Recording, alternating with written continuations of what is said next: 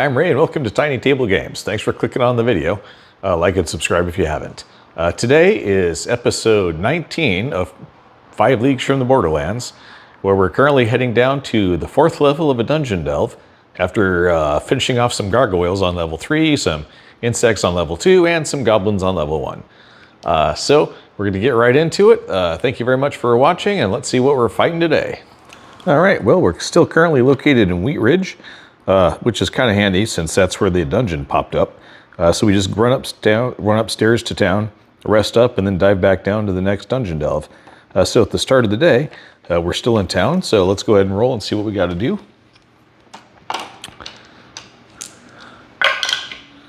$31. Damaged equipment. Select a random warband member and a random item they're carrying becomes damaged. Oh man. We already got to fix the crossbow. All right, let's see. I guess we'll do 1, 2, 3, 4, 5, 6. So Lucky's number 1 and on up the chain. 2, claws. All right, claws has something that's broken. Let's find out what it is. Let's see, he's carrying a fine longbow. That's 1, 2, 3, 4, 5. And it's his fine longbow. Happily, you can't break a fine longbow. It simply loses its fine status. So that was worth it. So nothing bad actually happens, although if we get that result again, his longbow will no longer be fine. Next up is paying for everybody. The upkeep costs. We got 6 folks. And in this case, I think since we have 19 gold pieces, we're just going to go ahead and pay the cost because there's 2 actions we want to do today. One of them is fix Wolf's longbow, or excuse me, crossbow. Got longbow on the brain after that. And hopefully hire a new assistant follower. So to do that, we need both campaign activities. So we got to actually just pay the upkeep cost this time. For the number of people we have, it's still just 1d3 gold pieces. So let's see what we're paying. 2. All right, so subtract 2 gold pieces. So our first campaign action is to stop off at the blacksmith. Let's see, the smith can repair 1 item per campaign turn. If the character passes a 9+ crafting test, you can repair a 2nd item. Well, we don't need to do that. We only have 1 thing that needs fixing. And it is a basic weapon. So it's just going to cost us 1 gold to get that fixed up, which is not bad. Now we're going to attempt to recruit someone. It's once again a 7+ leadership test and costs us a gold piece. We just want to recruit a new follower because we only have 1 left and he is injured. So ideally we can pick up 1 more. And we do. So that's cool. Now we got to roll for the follower. Okay, here's our new follower using the old double spear entry.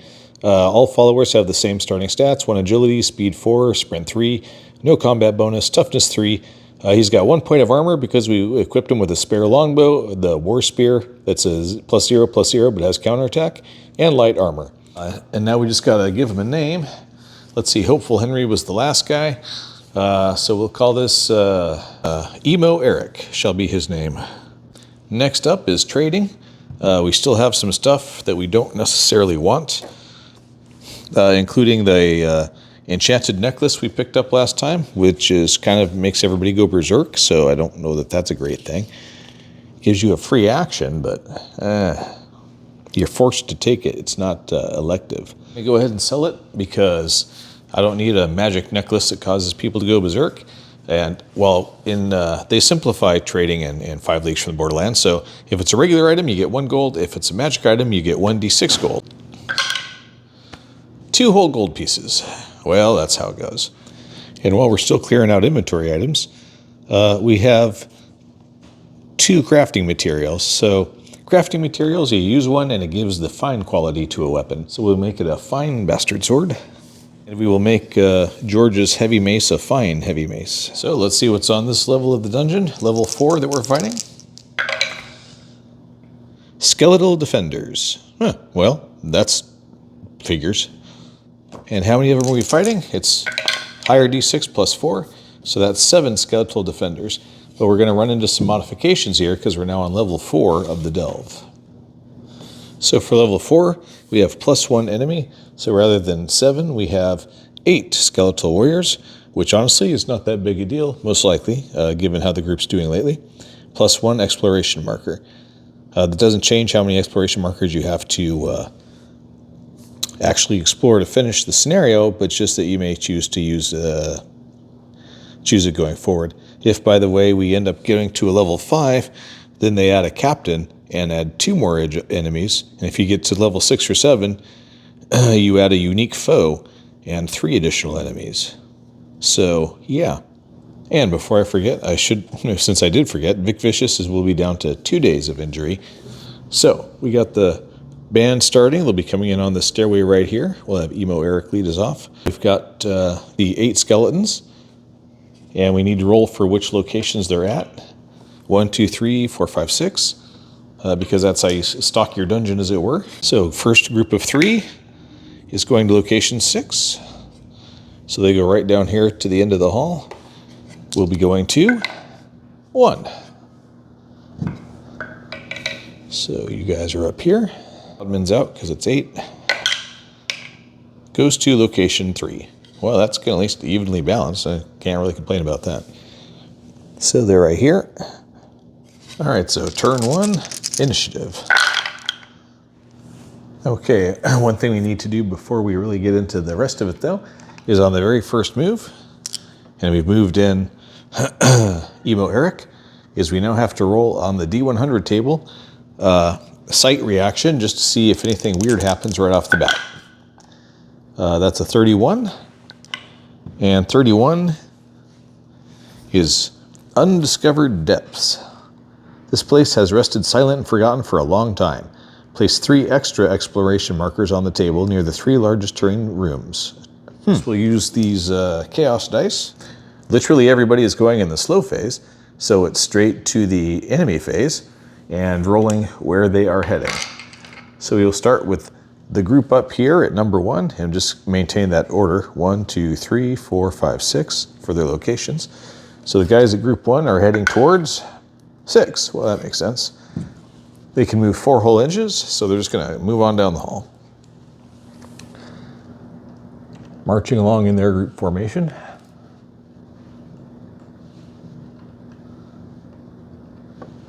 On their way to location 6. This next group is heading to location 4, which is just right there. So they just step down the hallway.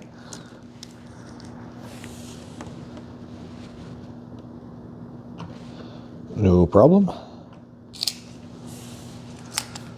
And there we are. Notice, might be a little hard to see, there's a gap right here. So this is kind of a circle right here with the connecting L being connected right there. All right, moving on. We got group 3 down here who are heading towards 2. So they will head straight down this hallway.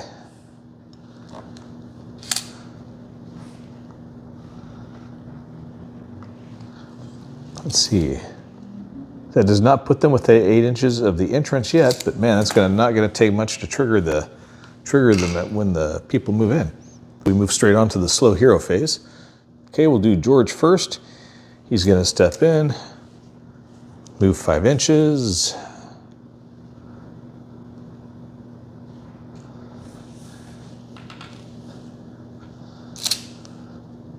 And immediately trigger this group of enemies, so now they're aware, so they're not worried about patrolling anymore,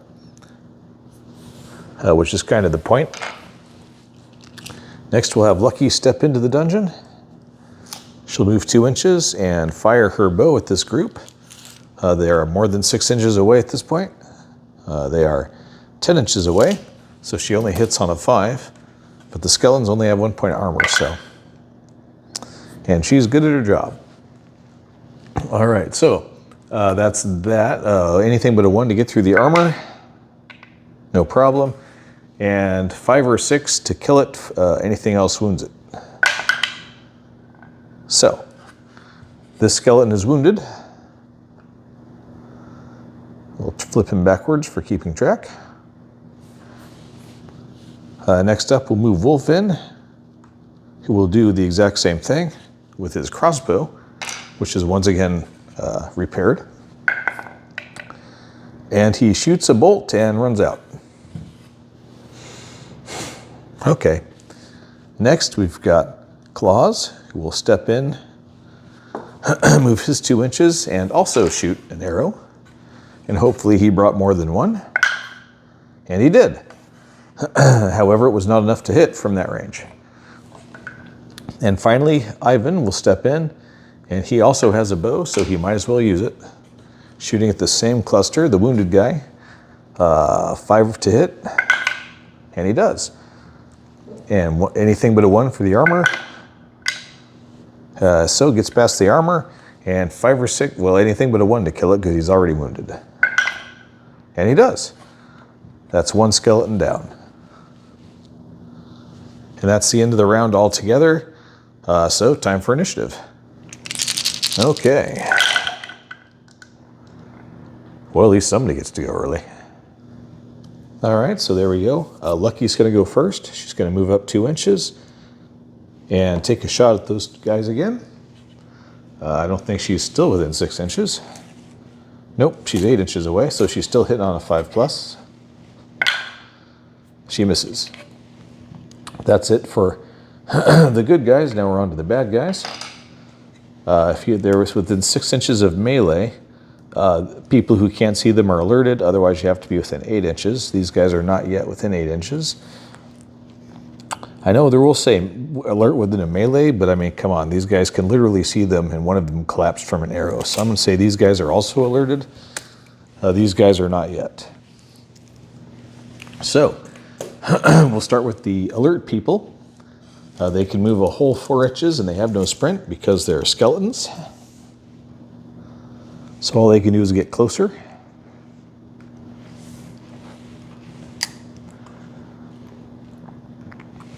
And meanwhile, those 3 up there at the top will keep doing their march. They were heading down to 6. Well, I didn't roll, I did roll each turn for bugs. Skeletons, I think, are a little bit different because they are always somewhat pre-programmed by the necromancer who created them to start with, or just the dark magic or negative energy that permeated the place that created the undead to begin with. So I feel they're always a lot more pre-programmed than, let's say, goblins or insects. So they're going to keep right on marching down to 6, which is, I think, a good option for them and a bad option for the heroes, since that's going to lead them straight towards them. But I don't see any reason why the skeletons would not do that. So that instead, we're on to the slow hero phase. We'll start with Claws, who will step up slightly. Actually, he's going to have to step up more than slightly. If he steps up to here, he can still shoot with his bow, which he's going to do. He's 4 inches away, so he hits on a 3+ now. But he misses. But he did bring more arrows, so that's nice. Wolf back here, on the other hand, is out of arrows already. But he does have a bastard sword, so all is not lost. He has a speed of 6 inches now, which is useful because he's going to come running right up to the skeletons. Excuse me, George. And he'll be backed up by George because he's within 1 inch as he runs up to this guy with the big pointy spear. Okay, zooming in a bit to make it more interesting. Here's Wolf attacking the skeleton. He has a +1 from George's support, and he has a combat value of +1 himself. So that makes him a +2 overall versus the skeleton, and he's the aggressor. Oof, and he rolls the dice right onto a skeleton. It did not break, which is amazing, so hooray for that. So 6 to 1, he obviously wins that. So he's got a bastard sword, which is a toughness penetration, but not armor, so anything but a 1 to get past the armor. And he does. And finally, he needs a 3 or better to punch through this guy's toughness due to his bastard sword. He doesn't get it, so the guy is wounded. That pushes him back 1 inch. Wolf will follow up. That means Wolf is no longer supported by George, so Wolf's only at a +1 going into the second exchange, but it's still enough, 6 to 4. So anything but a 1 for the armor penetration. That's a 2. And finally, since he's already wounded, anything but a 1 pretty much for the toughness. And he gets it, but only thanks to his bastard sword, really. So, skeleton destroyed. Next up, we will have George go, who doesn't want to feel left out. And he will be supported by Wolf, and he's got a +2 to his combat value, so that makes him a +3 overall going into the exchange. So 5 to 6, but +3 for George, so that makes it 8 to 6. He's got a heavy mace, which shatters 1 point of armor, so we're straight on to the toughness roll. So, so 5 or 6 gets rid of the guy immediately, anything else wounds. So he's wounded. It drives him back 1 inch. George will follow forward. There we go. And the second exchange,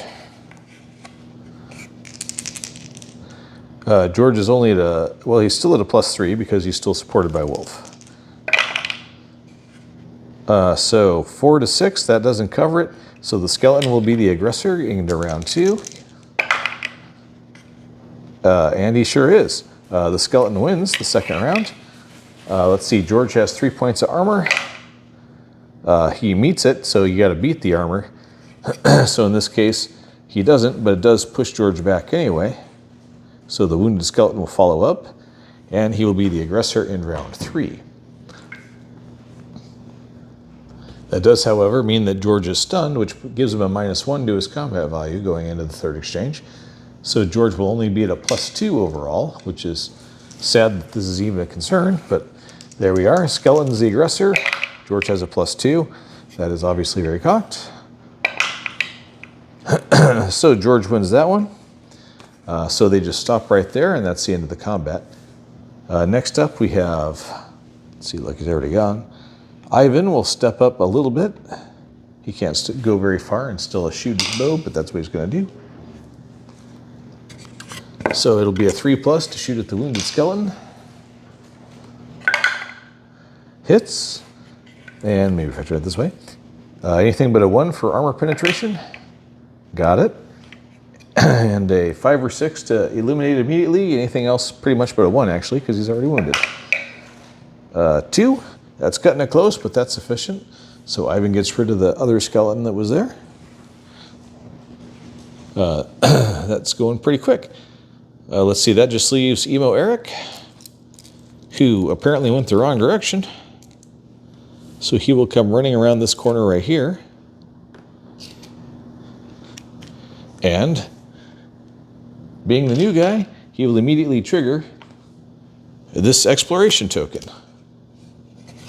Because that's what new guys get to do. If you don't remember, there's the Sights Finds table. It's a D100, and we see what we got.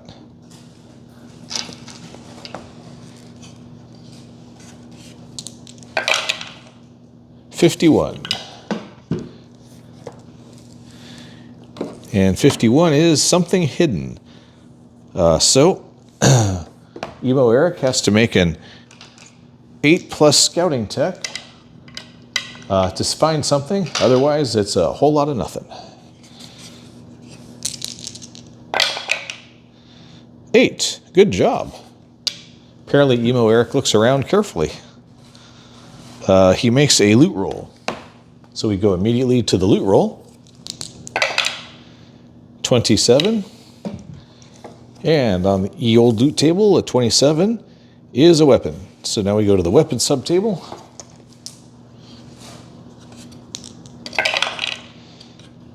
OT5.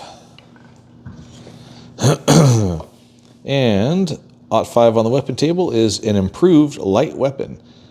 Roll a d6. It's either a fine weapon, a balanced weapon, or a quick weapon. Well, fine, we already know. Just means that if it gets broken, it's not really broken. And that's what it is. So he gets a fine basic weapon. So we'll say we found a fine, I don't know, short sword, I guess, because that's a standard weapon. So we'll add that to the inventory. And that's one of 3 exploration tokens that has to be accomplished. That went really well considering what happened the last time we opened some versus the gargoyles. Okay, that's everybody for this turn. It's time to roll initiative. Initiative check. Hey, that's a bit better. 1, 2, 3 people will be going early. So there's the big picture. We got Wolf, George, and Claus going early. The back 3 are going late. We got 3 skeletons coming down the hall here towards this location, still on patrol, and these 2 which are activated. But first, the early hero phase. So we're going to start off with Wolf, who has that remarkable 6 inches of movement now for his base movement. So he's just going to run around the corner with his bastard sword and punch this guy with it. Now he is at a +1 overall. He doesn't have anybody supporting him, but he's got his bastard sword and a improved combat ability. So first exchange, he's the aggressor with a +1. That's not enough. The skeleton wins. So going into the second round, the skeleton's the aggressor, which is not enough. Going into the third round, Wolf's the aggressor again. Wow, that's an extraordinarily ineffective round of combat. Nobody does anything to anybody. Okay. Moving on. George, who has 5 inches of movement, cannot quite get there, so he's going to have to sprint to engage, and he will. So that means he can't do anything else, but at least he gets up there. And finally, Claus, who has nobody in sight, he is going to have to also run to get any kind of view on anybody. And he also has a speed 6. So he will run to right here, where he can back up both Wolf and George, but he can't do anything else. And now we're on to the skeletons, who are now within 8 inches of the melee, so they are alerted as well. So first thing we'll do is these guys here in the front. This guy will attack George. George is at a +3 overall, 1 for support and 2 for his combat skill. So he wins that one. So he'll be the aggressor going into round 2. And he wins that one. He punches through 1 point of armor, which is all the skeleton has. So on a 5 or 6, he takes him out. Anything else is a wound. So he is wounded. That will push him back 1 inch. George will follow up. Now supported by Wolf rather than Claus, so he's still at a +3 overall. Which in this case is just enough. So 6 to 5, he wins the fight. Anything but a 1 will take this guy out, which he does. You can tell the warband has advanced in their skills. Next skeleton will attack Wolf. Wolf is at a +2 overall, 1 for his own skill and 1 for being supported. However, that's not nearly enough, but Wolf also has a shield, so on a 1 he automatically parries. So we go straight to the second round with the skeleton still being the aggressor. And this time Wolf does not parry and the skeleton still wins. Let's see, Wolf has 2 points of armor. Yes. The skeleton gets right past it. Wolf has a toughness of 4. So Wolf is wounded. That would push him back, but Claus is in the way. So Wolf receives yet another wound, which honestly isn't surprising because he seems to get wounded in every single fight. And we go into the third round with the skeleton still the aggressor, and Wolf is at a +2 still. And finally, Wolf does something to fight back. That's the end of that combat. And now the next skeletons, who can only move 4 inches no matter what. So they get up to here.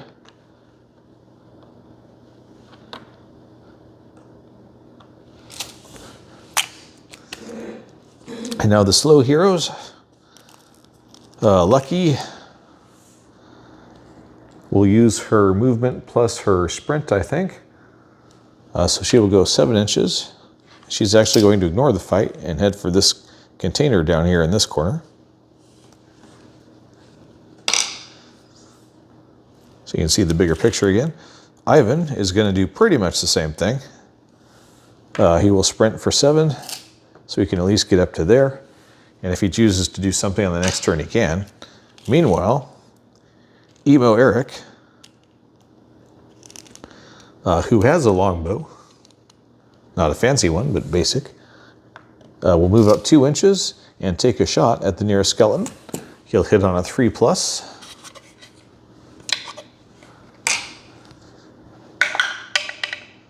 Nope, but he did bring more than 1 arrow, so good for you, buddy. All right, that's the end of the round. There's no morale checks to make, so we move straight on to the next round's initiative. Only one person's going early. So going early is Klaus, who is going to take a shot at this guy, since he's already close up and engaged.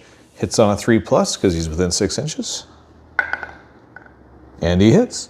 Anything but a 1 to get past the armor, and he does. And this guy is unwounded, so it's a 5 or 6 to take him out. Anything else wounds. And when I say anything else, I don't mean 1. So that's it for that. The skeleton, basically the arrow passes through his ribs, and we're on to the monster round. So starting off with this one, he will still be attacking Claws. Claws is at a +2 overall, 1 for combat, 1 for support.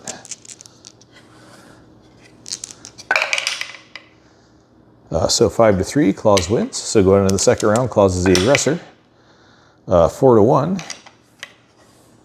Anything but a 1 for armor penetration. Gets it. And 3+ to finish the guy off because the bastard sword reduces toughness. And he gets him. Swinging his big old sword around. All right, next skeleton will step up and fight George. George is at a +3 overall. Kind of feel bad for these skeletons. So George wins that, so he was the aggressor in round 2. 6-5, so he wins that one. And 5 or 6 to finish him off. Anything else wounds, finishes him off in 1 blow. That heavy mess is something else. Next guy, 1, 2, 3 Wolf, 4, 5, 6 at George. Wolf it is. Okay, again, Wolf's at a +2 overall. Doesn't matter. Going into the second exchange, Wolf's the aggressor now. 5-5, that makes it a tie. So that will push the skeleton back 1 inch and ends the combat. And that just leaves this guy who will charge George. Charge being a real loose term where skeletons are concerned. George is still at a +3 overall. So he'll be the aggressor in round 2. But George automatically loses round 2 because he got rolled a 1. So the skeleton will be the aggressor going into round 3. And the skeleton loses. So absolutely nothing really happens there. And now we're on into the slow hero phase. We will start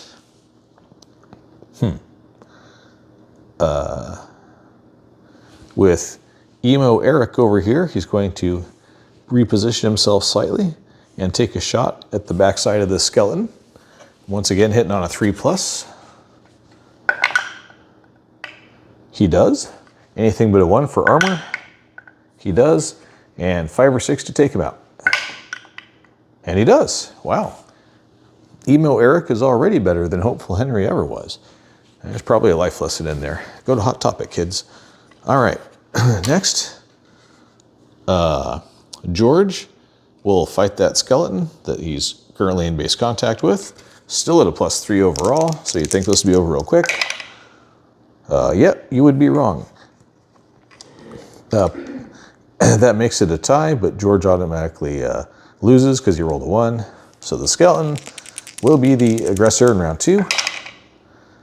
And everybody loses. So Skeleton's still the aggressor in round 3, and George wins, so nothing happens. Wow. Okay, Ivan will take a shot from over there, just because. He hits on a 3+ because he's within range. And he does.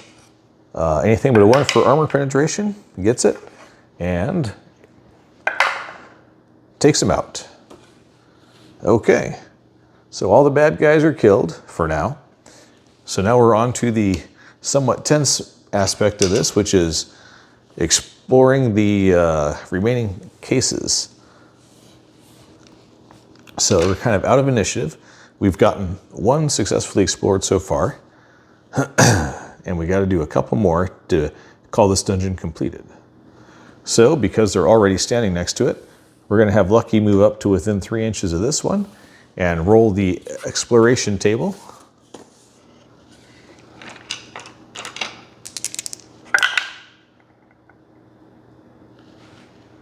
$27. I'm not sure if that's good or not. I kind of feel like it's probably not. Oh, no, it's not bad. 27 is literally just an item. That's like all Lucky ever rolls is straight loot. All right, so onto the loot table because you roll it immediately. That one's caught. 40.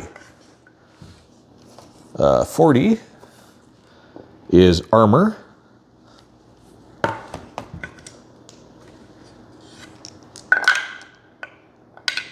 Which in this case is 13. And a 13 on the armor table is light armor and a shield. Since Lucky does not currently have a shield, she does now. And we will put the light armor into our inventory. Obviously the next one we'll be doing is this one. Let's see, we will have Wolf do it this time. And he will trigger this one. And let's see what happens. Last time, Wolf was almost killed. 15. 15 is an obstacle. He extends 2 inches in every direction from the marker. So basically, this whole little area right here is now difficult terrain. So, I guess whatever. It doesn't really matter because there's still this location here. So Wolf will just turn around and trigger this one. Because why not?